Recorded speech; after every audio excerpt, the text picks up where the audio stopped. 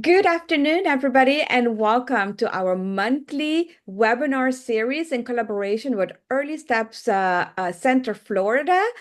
And with me today, I have the lovely Rose. Hi, Rose. Welcome. Hi, Soren. Always good to be here. So Awesome.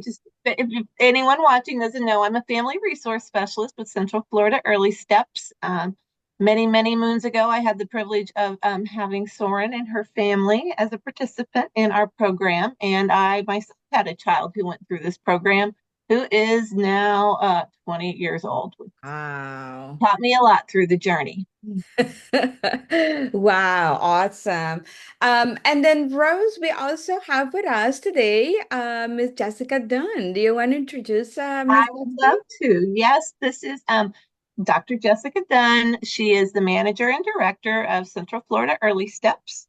She is a champion for families. She definitely wanted to be a part of this today because her philosophy and all of us here at Early Steps is we want our families to understand their rights. Dr. Dunn also comes from a background in education. So I'm going to turn it over to Jessica if you'd like to say a few words. Yeah, I just want to thank you all for joining this afternoon, especially those of you who are taking time away from your children or work.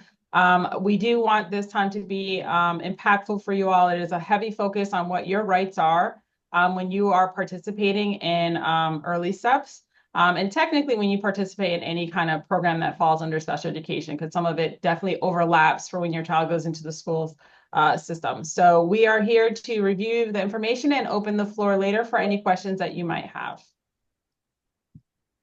Thank you so much, Dr. Jessica. And it's a pleasure to have you here with us. And really, if there needs to be more clarification or you want to give more explanation, please jump in at any moment during this presentation. And ch questions, comments can be added into the chat. Rose will be monitoring the chat for us and we will be answering those questions at the end. We will be sharing some resources as well in the chat. If you cannot stay the whole time, don't worry. Rose will make sure that those resources get mailed to you. So I am going ahead and I'm going to go and share my screen. Okay. Nope. Full screen. There we go.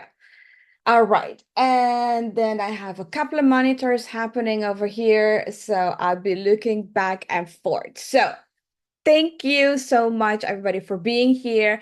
Today, we are going to be talking about procedural safeguards. Welcome. My name is Soren Richardson. I am the program director for Parent Education Network, and I will be sharing a little bit more about what we are and what we do. And like Rose mentioned, I have a son that lives with Down syndrome. He is 9 years old right now. And we went through the Early Steps program here in Central Florida.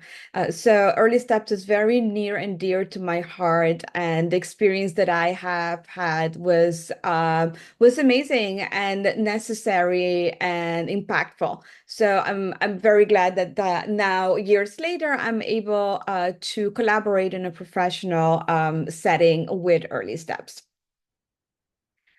A little bit about F&D before we jump into Procedure Safeguard. We are a 501(c)(3) nonprofit organization that was founded in 1985 by a group of parents of children with disabilities, just like us here today. And that they wanted to come together for mutual support and understanding and sharing of information. So 40 years later, almost 40 years later, we are doing the same work, but on a much larger scale. So we are funded under the U.S. Department of Education and the U.S. Department of Health. That makes that all the services that we provide to families And these are families that have children from birth up to age 22. So that goes through early intervention and potentially transition into part B, which is the education system. We serve all these families, and all the services are free because of the grants that we receive. We are the statewide Parent Training Information Center. The acronym for that is the PTI for the whole state of Florida. And we are broken down in region. I will show you in a little bit about that. But besides being the PTI, we are also the family to family health information center. So what we call the F to F, our family star, and they do similar work as what we do. The only difference is they support those individuals that have mental health challenges and more medical complex needs. One of the things that I do want to share before we move on is one of the things that makes F&D very unique is that from our board of directors to our management leadership to staff, we are all, the majority of all of us, we are parents of a child with a disability or a caregiver of a person or a child with a disability. So not only we share knowledge and information that we have learned along the way, but we share that lived experience with our families. A disclaimer. So we are not attorneys, even though we talk a lot about IDEA, which is the Individuals with Disabilities Education Act, we do not practice law. We are not doctors. We're not mental health professionals. So none of the information that we share can be considered legal, medical, or mental health advice. What we do, we share information, resources, and support. So we support families and professionals by giving workshops like these. We also have conferences, digital and in person. We give individual assistance, so families that have questions regarding special education in Florida. When I say special education, that also means going through early steps, early intervention. If you have any questions, you need support, understanding your rights, how to request evaluation, you can always come to us. We do not attend meetings. We do not attend IEP meetings. We do not attend IFSP meetings. We believe in empowering parents with information and resources because they are the best advocates for their child. Besides working with families, we collaborate with many, many organizations in the state of Florida that serve the same families we do. For instance, like Early Steps, Project 10, the Bureau of Exceptionality students, with fiddlers, you name it. We collaborate with all professionals. So on my screen down here, you can see the programs that we have under the umbrella of F&D. So we have Poppin, which is our sister PTI that serve the northern part, PSN that serve the West Central Florida, and Penn, which is my project. We serve 12 counties from Key West up to the East Coast in Central Florida, which is being covered by Early Steps Florida. And then we have here our F to F, which is our family star. So with that being said, let's jump into procedural safeguard. So if we are talking about procedural safeguard, we need to be talking about IDEA first, the Individual with Disabilities Education Act. This is a national federal special education law. So this is the law, and it has different component, but this is the law that governs early intervention, so which is part C. We have when they transition and are eligible for an IEP, they transition to part B, which is the education system. Then we have, of course, part A. Well, part D is where we PTIs are funded under. So different components. So the purpose of IDEA have their roots in the past. Let me make sure. Okay, yes. So they have their roots in the past. This is because when children with disabilities in the past were often excluded from schools or did not have access to early intervention. And we know through research that early intervention is important and crucial for the development of children that has a delay, potential disability, or have a disability, and bridging those gaps and reaching those milestones. So this history can clearly be seen in findings that Congress states at the very beginning of the law. As the most recent amendment was in 2004.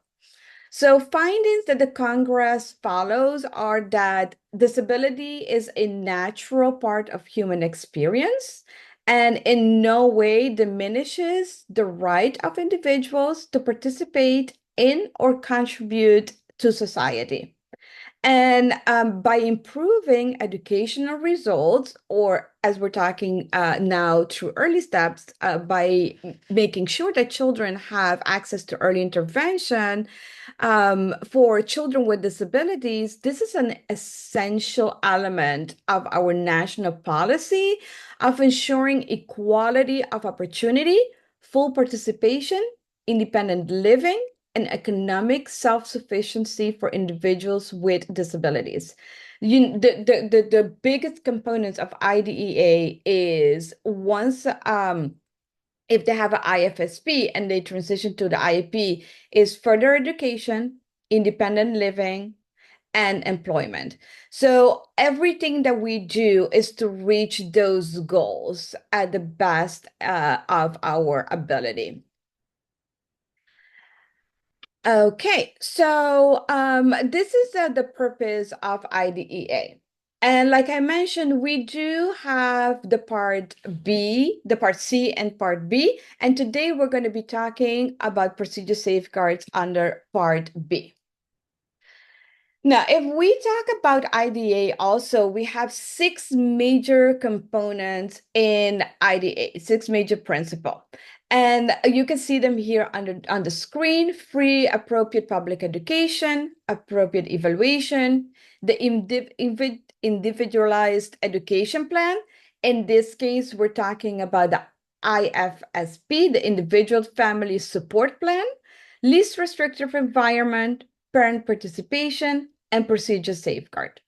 So on the slide here, it's geared towards the school, but all these principles are also applied into early intervention. So the procedure safeguard. So the federal law called the IDEA says that as the parent of a child with a disability, so that means you have certain procedure safeguard.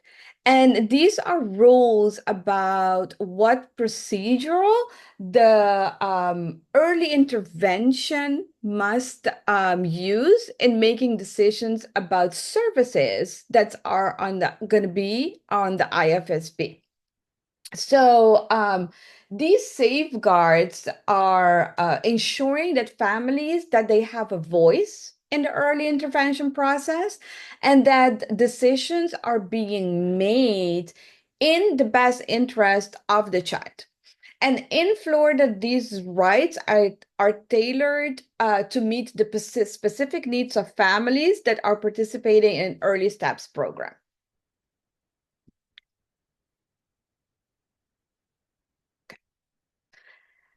So the procedure safeguard has key components in them that we will be reviewing as we're going through the presentation.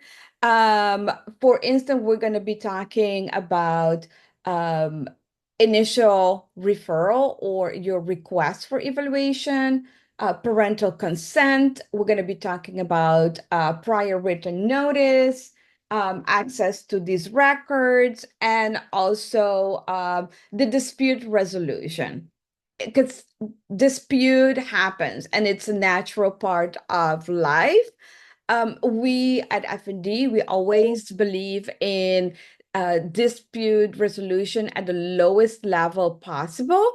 So we understand from a parent perspective that the emotions can be high, but we also understand from the professional perspective what are available. And even though we know that every agency wants to do the best and give everything they want, sometimes resources are not available. So we try to make that understandable for parents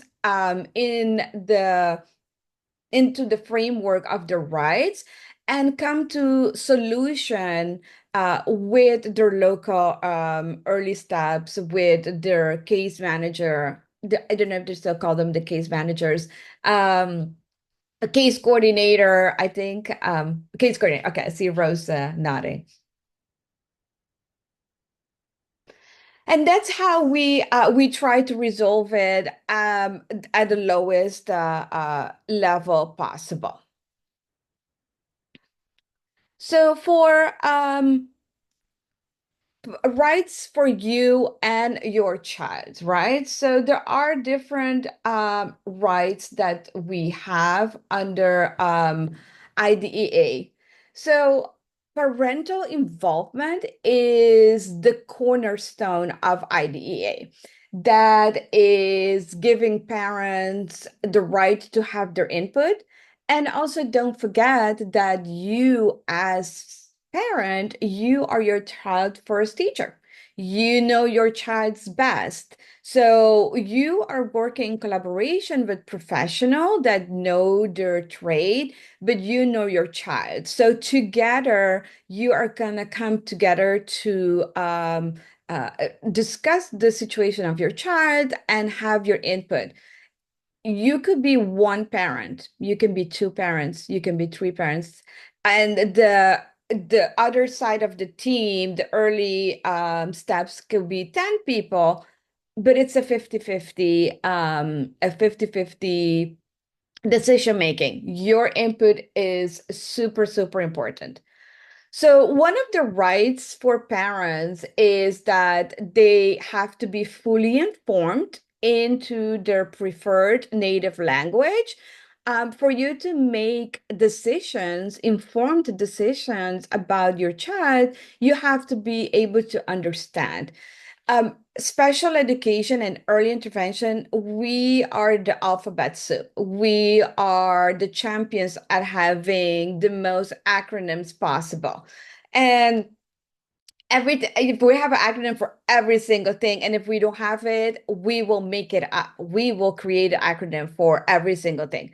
And some it's very technical as well, so not every single word is going to translate the same way into a different language. So having somebody supporting you in your native language to give context to that word, to that acronym is I cannot stress enough how important that is for you to understand what it is what it is that you want to do, what is you're getting, so you can put it in the context for your child. It's also very important for families to participate in the IFSP, which is the Individuals Family Service Plan meetings. This is where you will have meetings with your case coordinator and going over those goals that are in the IFSP and see how far your child is. Has these goals been met? Do you think that they need to be adjusted? Do we need additional goals? So your participation and input in these meetings are extremely important, and that are part of your right. Also, we're going to go a little bit deeper later, but I wanted to mention the consent or decline of services is also part of your right without having the fear of repercussion. You are the one that knows your child best, and you are the one that are making this decision.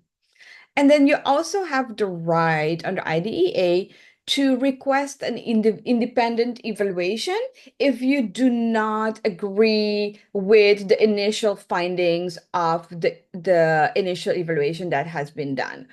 So you can always do that. One of the rights also is to receive free services. So early intervention is free to families. They do not charge for these services. Okay, so one more thing I wanted to mention, I see on my notes here. So, just to clarify, in Florida, right, the Early Steps program provides early intervention services to infant and toddlers with developmental delays or disabilities. So, from birth to age 3.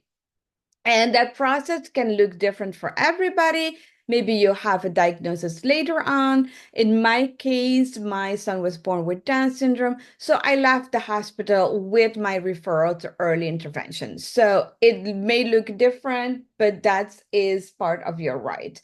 And the procedure safeguards that we have here in Florida, they are in this program, they are supported in understanding the rights and to receive services tailored to your child's needs, and are provided resources to help navigate the system effectively. So that are key elements that Florida, the early steps here in Central Florida make sure that parents are able to navigate the system. And I can speak from experience that that is the case. I had really good guidance in Central Florida.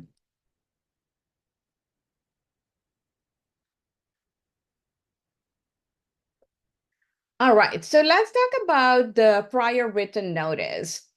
So prior written notice is part of IDEA. um, in any situation that the service coordinator, coordinator, if they find out or want to implement a change in the IFSP, they need to submit a prior written notice to the families. And this is whether or not the family, the parents, were part of the decision making. They have the right to this written notice. And the written notice must be provided to them when I'm just going to do an example. If they want to increase occupational therapy hours, or if the data shows that a decrease in hours is justified, any changes must be given a prior written notice. So whether it's more services or less services, any changes that are agreed upon during the IFSP. Um, okay, so also other situations that require a prior written notice are the initial evaluation and eligibility determination, new or changes or terminated services or location. So if location is going to change, so you see the pattern, right? Every time there is a change. Change in type, frequency, intensity, duration of services. That takes us back to the OT example that I gave. Refusal to change or initiate a particular service, provider, or location. And also when there is an agreement to terminate early steps services, this also needs to require a prior written notice. Okay.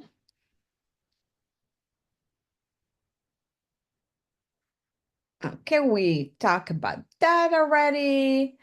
All right, the right to participate. We talked about this briefly in a little earlier. I'm skimming through my notes here, and it's the cornerstone of IDEA, right to participate. You have the right to participate. Like I said, you are your child's best advocate. You are your child's teacher. You know your child's best. So you have the right to participate in every single process. You have a right to make decisions together with your team. You have the right to invite whoever you find is helpful to attend your IFSP meeting.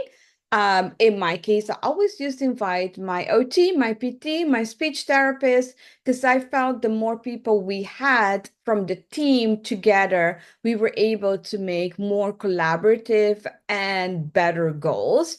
And it was always received with open arms from my service coordinator by the right to participate fully, like we mentioned earlier, receiving documents or have a translator during meetings if English is not your first language is important for you to understand the language and what are you consenting to.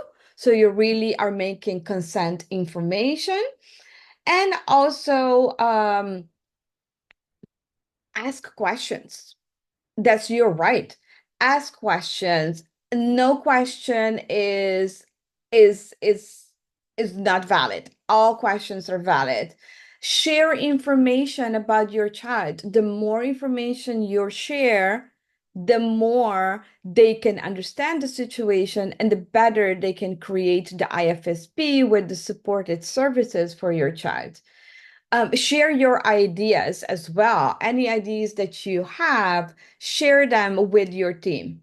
And make sure you understand what is going to happen next. These are all part of under the umbrella of your right to participate in the process of early intervention.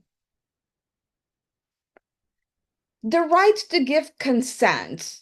Okay, so when your child is getting evaluated, let's say they're getting an initial evaluation or the need to have a follow-up evaluation, you always, as the parent, you need to give consent. You need to give that consent so your child can be evaluated. You can choose also not to give consent, but you also have the right to give consent and then think about it, change your mind, and you withdraw your consent. So these are all part of your rights. So don't think that, oh, I said yes, but actually, or I said no. And then I'm like, yeah, I really want to have that evaluation done, that it's a done deal. No, you can reach out back to your service coordinator and say, hey, I changed my mind. I want to give consent or revoke consent for a particular evaluation of something specific. It's part of your right. So please use this part of your right as well. Okay. Okay, make sure I did mention everything. Okay. So problem solving. Let's talk about that because that's a big part of the procedural safeguard, right? We have a continuum, and we at FND we follow the cadre continuum, and we always try to make sure that dispute is resolved at the lowest level.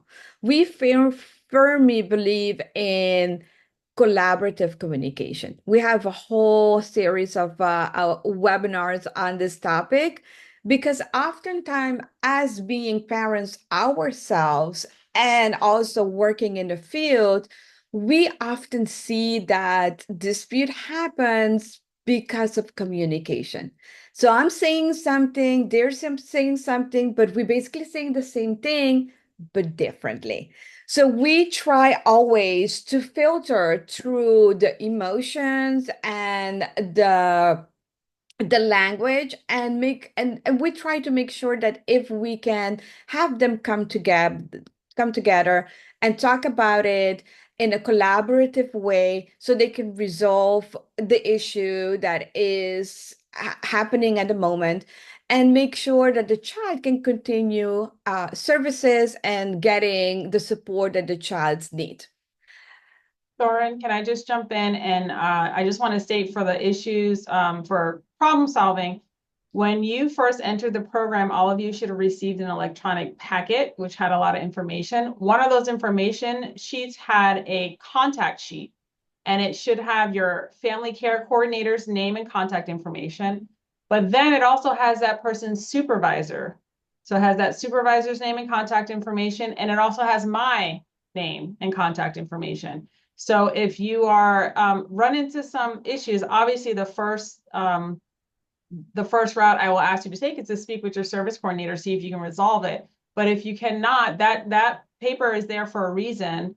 You can escalate it and reach out to the supervisor to see perhaps if you can get further assistance, or reach out to me if there's other questions or questions that maybe your coordinator couldn't answer. There are multiple people on that. And we also have Rose's information, our supervisor, family resource specialist. So just wanted to point that out. I know when you first join the program, you get a lot of information, but in that initial email electronic packet that you receive, you will have a contact page that has some additional people you might be able to reach out to if problems do arise and you would like to get a resolution.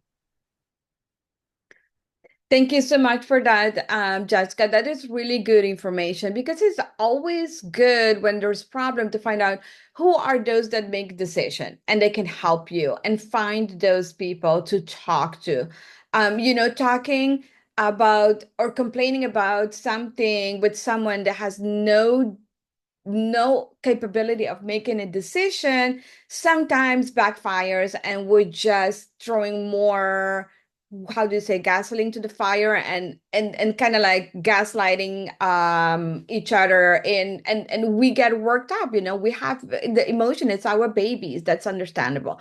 So absolutely follow the hierarchy, the steps that Jessica just mentioned, in case that there is a problem in your with your case.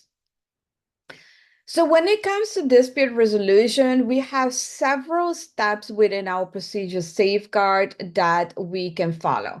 So we have mediation, we have formal complaints, and we have due process hearing. I want to jump real quick through mediation. So mediation is where you try to resolve everything through with a mediator and you come up with a contract. That's just kind of like the simple version of it. But the right of the parent and the local early steps needs to provide information and materials to parents about mediation, and which are in your procedure safeguard that you get.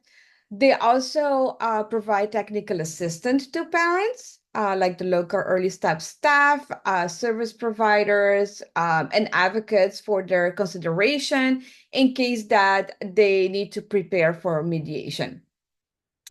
Evaluation and monitoring of the effectiveness of early intervention mediation services for parents and early intervention personnel in Florida.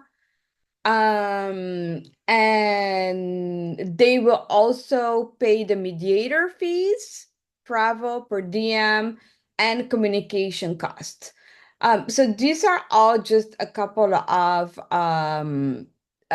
rights for the parents. Oh, and then also very good to mention that they can obtain the service of trained mediators through an agreement with the Florida Department of Education. So that's all part of the mediation. I will share this information in the chat shortly, so you have these. It is best practice for both parties to disclose who, if anyone will be accompanying the party prior to the meeting.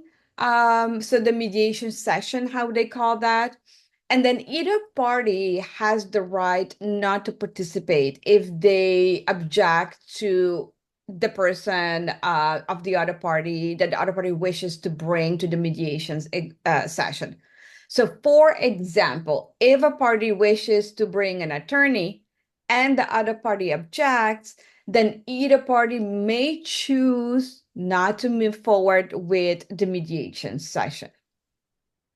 The mediation process may be an intervening step after a due process hearing has been requested, or it may be offered prior to a due process hearing or even filing a state complaint. And a couple of things that both parties need to know in a mediation is that it is confidential and all parties must sign the confidentiality agreement. It promotes positive working relationships between parties and local early steps personnel. And it requires a give and take of ideas and offer before an agreement can reach. So we need to be able to work together and make consensus so we can come to agreement in benefit of the child. And also, I wanted to mention that if either party is dissatisfied with the decision reached in the mediation, a due process can still be requested. So that is also part of it. And there's a whole list of like about 13, 14 points under this section that everybody will be able to get into their into the resources. One thing I wanted to mention also is that this is good for parents to know. The mediator is a neutral party. So the mediator is not going to favor anybody. The mediator is a neutral party. And this mediator is knowledgeable about state and federal law that's related to early intervention services for infants and toddlers with special needs. So it's not just somebody random that they're going to say, hey, you can mediate. This person is very knowledgeable. And this person will listen to both party and come to the best consensus for both parties. Okay, so here at the FND, we do not attend mediation. We do not help parents file still complain, do due process. But one of the things that we do here at FND is this. So if you are going through mediation, if you feel that there's the possibility, we help you understand the process. So we understand, we go through the process. Everybody here at FND, we are all certified facilitators. And not that we attend facilitated IEP meetings, but it's because we understand, we want all of us to understand the process better so we can better explain it to our families. All right, so besides mediation, we also have state complaints. So if mediation is not helpful or you don't even want a mediation, you can always file a formal state complaint. And this is a written, signed that you need to send to the in Tallahassee. And we have all that information, and they will determine if the complaint meets the requirement under 811.5, which is the right to file a complaint. We're not attorneys. We do talk about IDEA, but we're not attorneys. So there is a form. State complaint is a form that you can fill out, and this will be sent in if they determine that yes, this is a formal complaint. Then there is a procedure that will continue. There is also a timeline. I believe they should be sent in writing within 10 days of receipt of the preliminary report. So there is a timeline to all this, and a state complaint, you can go 2 years back and not more. Okay. Then we have the state complaint. After we have state complaint, if that is the next step in state complaint, is going to be a due process hearing. That is also part of the cadre continuum. We have the due process. So I'm trying to find the right notes I wanted to share here. And I cannot find it right now. Give me 1 second.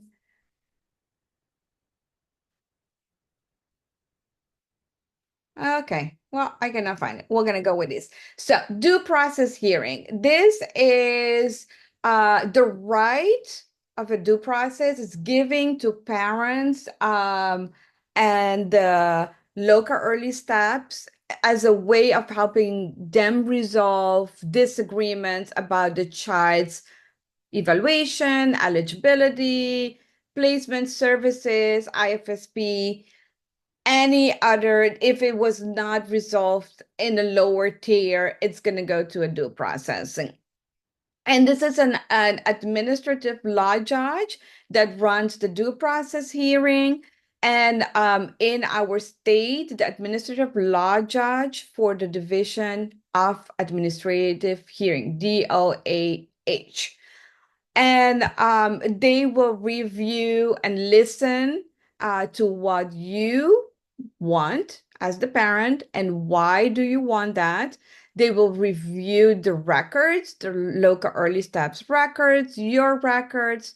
They will also listen to the other party, the local early steps personnel, and they get the chance to explain their point of view, and they will listen to people that may be chosen to also be part and ask questions. It's good to know that the due process hearing is a formal procedure. So as in court, certain rules apply as well. So you have the right to have a lawyer, I have a person to help you. A lawyer may represent the local early steps local office.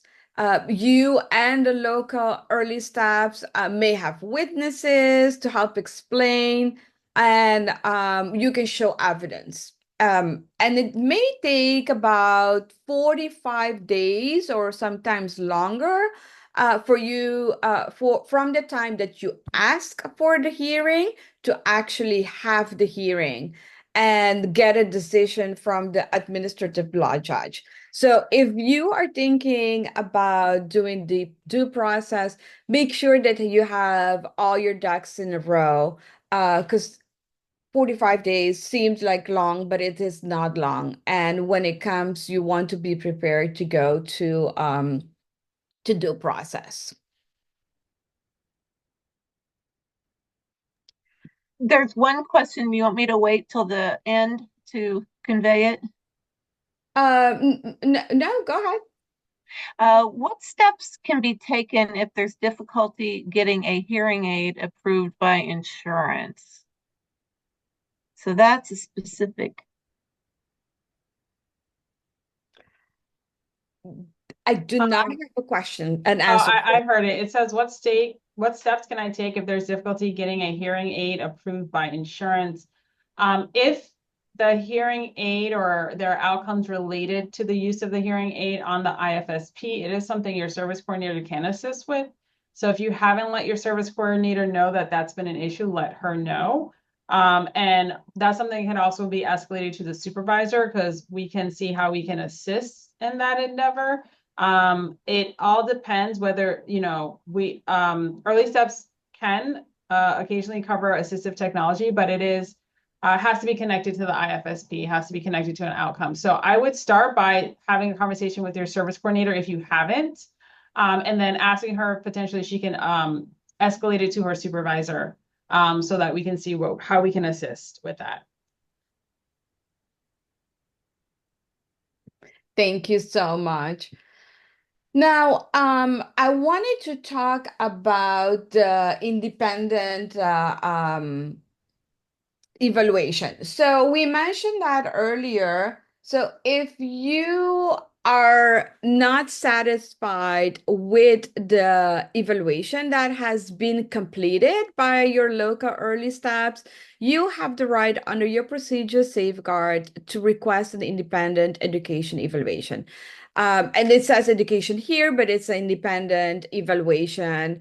Um, and correct me if I'm wrong, Jessica, is this also, do they get to choose the provider that they can choose for the independent evaluation? I'll be transparent in saying that I don't know. Rose is saying no. Rose looks like she knows more than Rose. Maybe you can respond. No, I wish it's funny because on my screen I don't see my head, but apparently you all do. I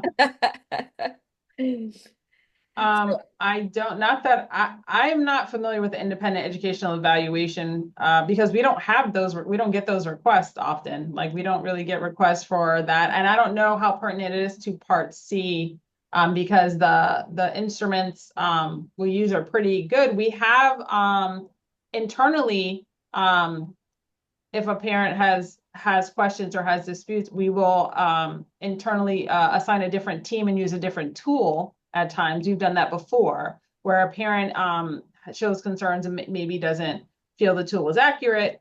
So, for example, we offer our eligibility evaluations virtually and in person. Even though we use the same tool because it can be used. Sometimes we'll have a parent who did it virtually and felt like that wasn't reflective. So we'll grant them a second opportunity and have them come in person, and we'll use a different tool. So now we have two sources of data to inform where the child's development is. So we usually, I mean, I haven't had to go there, so apologies for not knowing that because we haven't had. I know in the school system it is pretty common practice, and I don't know even in the school system if you can choose or if it has to be somebody, some kind of affiliation in order to do it. But we try to resolve those internally, and we will try to use another tool to make sure the parent has peace of mind that we're actually showing true development for the child. Great. That is really, really great information. So in the public school, they get to choose their own agency or provider they want to use, but I wasn't sure about an early intervention. But I am very happy to hear that you offer a second tool and different assessment. So that is kind of like help the situation very quickly. Well, just to clarify for any of our listeners, it's a full developmental evaluation when they come to us. So if they're just concerned about speech, they don't get an assessment just on speech. It's a full developmental evaluation. Yeah, that's good to know. Okay, we're gonna jump into here. So we're gonna skip that. So the rights to see the records, that is also part of your procedure safeguard. So you can request to look at the records of your child. You can request to you can request to have a copy of them. And if something is not reflecting your child's abilities or disabilities, you can have that conversation with your service coordinator. Okay, we are going. No, we're not gonna do that one. We are going here. So I wanted to show you guys a couple of resources. So here on this one pager, you can see the steps that we just covered. This is talks about ESC, about the school. But it translates also to early intervention. So all your rights, confidentiality, parental right, the right to have an IEE, prior written notice that we talked about, give consent. Then seven is the right to disagree with decisions that are being made, and the right of the parents to use IDA mechanism. So this is kind of like the bubbles within your procedural safeguard. Then we have the communication ladder that is super important for us is where do you start? So this is again for the school, right? But translate this into your early steps. So here you have your providers, then you have your service coordinator, and like Jessica mentioned, you can go to Rose, you go to her. So there are different names that you can connect with. I am going to show also a couple of resources here. Let me share my screen. And first, I want to show this is the oops, sorry, I'm making everybody dizzy right now. This is your procedural safeguard, early step operation guide. This is basically what we use for the presentation. This contains all the information. Here, you can click and it will take you to another link. So this is all the steps we covered today. Then on this slide, I'm sorry, I'm gonna make you dizzy. I have it here at A. This is the handbook, the policy handbook of early steps. And in here, in the component 8, so this is, I think this is like 100, there's 158 pages in here. Component 8 in the handbook talks specifically about your procedure safeguard. I am so sorry, I'm making people dizzy. Here we go. And this is also very neat because if you click on it, it will take you to this component. So the native language, parental consent, we talked about. And then down here, you can see your right to mediations and all the components within the continuum of dispute resolution. This is the one page I was talking about. It says part C, but it will take you where you need to be for it is part C. Part B is, oh my goodness, so confused. Sorry. I don't want to confuse anybody. Part C, we're talking about. And this is the links that will take you for mediation, state complaint, and due process. And if you click on this link, it will take you to the form for the specific language. We have here in English, Spanish, and Haitian Creole. And all this information that's on this slide comes from the Florida Department of Education, from Educational Student Education Dispute Resolution System. That's where the resource comes from. Then I wanted to show you also, this is part B, the procedure safeguard Florida. Also the same thing, but not with the neat links that we have. I am also going to share with you key terms to know in early intervention. This comes from the Center for Parents Information and Resources, the CIPR, how we call it. And they have the Buzz for the Hub. This is a really great resource that we use. And they have a huge database with all kind of articles. And again, this will take you to all the components that you want to read about on procedural safeguards. And the last resource is the Early Childhood Technical Assistance Center that also has a page that is specific on procedural safeguards. That brings me to the end of my presentation. And if you have any questions, we can put them in the chat and we can go through them if there's any questions while I'm gonna plug in these links in the chat. Well, we've kept up as it's been going. I don't see any, but if you have any questions, please find the bubble with the chat box, and you're welcome to type your questions in there, and we'll do our best to address those questions. Soren did a fabulous job of covering a lot of information, all within the 1 hour time frame.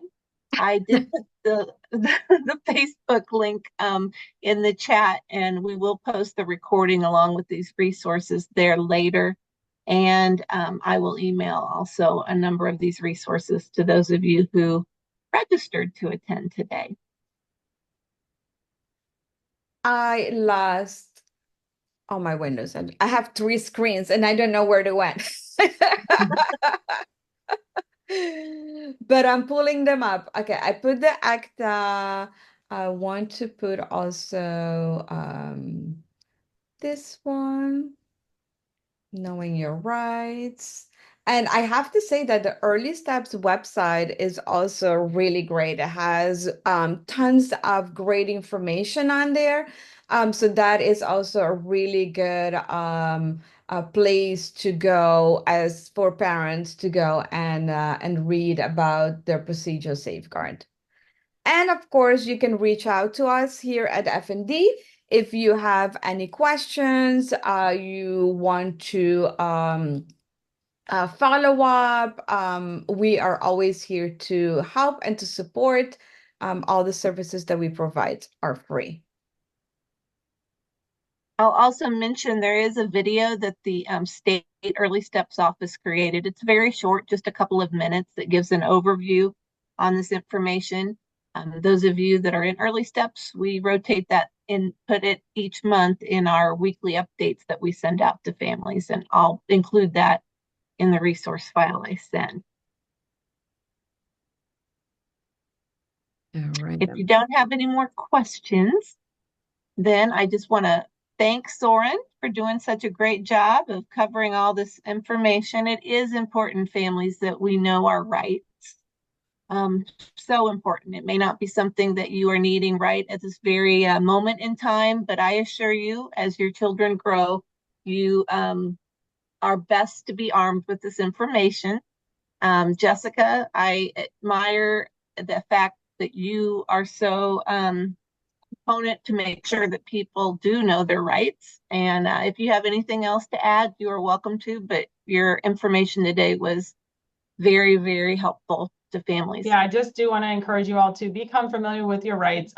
We're not a program that is, we're not hiding this. This is what you're entitled to. So educate yourself on it. And if you're not getting what you need from your coordinator, just feel free to escalate it. We try to obviously work as much as possible with the families within the parameters of our program. The only time we're kind of saying no is when it's outside of the parameters of what we're allowed to do. But most of the time, we are trying to do what's best for the family, what's best for the child within the parameters of our program. But always feel free to reach out if you have questions, if there's anything else we can do. I know we had that question earlier from the parent about assistance getting the hearing aid. I would recommend strongly you reach out to your service coordinator and try to set up a time to speak with her to see how we can assist you with that. Thank you so much. And we are at the end of our hour. Great. We just like did everything in an hour. It's just amazing. It's so much information. I want to thank everybody that stuck here with us or those that had limited time that came here and received the information. Like Jessica and Rose said, please reach out to any of us if you have any questions, need any follow-up, any assistance. Thank you for your time. I wish everybody a happy holidays and spend much time as possible with your loved one. And we are going to be back January 28th. We're going to be back with another great topic with Rose and myself and maybe somebody else. So till then, stay safe and have a great rest of your day.